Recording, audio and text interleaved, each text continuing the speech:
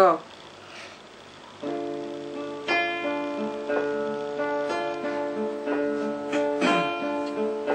گل گلدون من شکسته در باد، تو بیا تا دلم نکرده فریاد.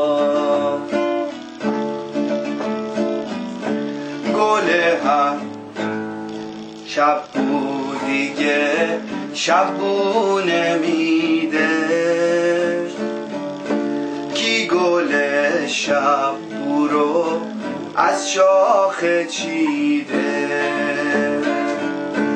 گوشه آسمون پر رنگین کمون، من مثل تاریکی تو مثل مهتاب.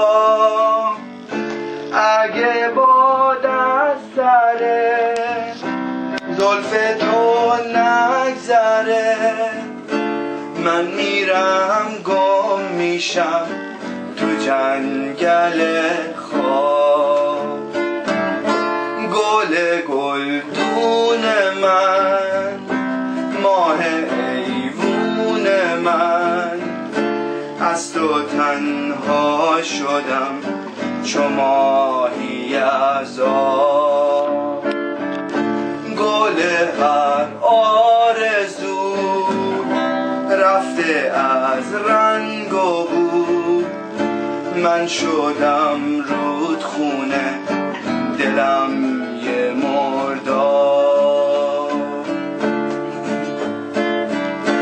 آسمون آبی میشه اما گل خورشید رو شاخه های بید دلش میگیره. در مهتابی میشه اما گل مهتاب خواب بالا نمیره. وقتی دست تکون میدی به ستاره جون میدی، میشکافه گل از گلت باد. وقتی چشماتم میاد دو ستاره کم میاد، میشکافه گلم.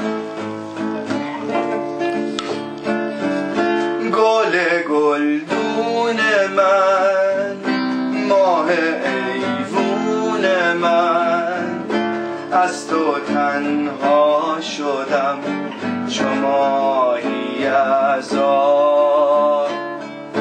گل هر آرزو رفته از رنگ و بو، من شدم رو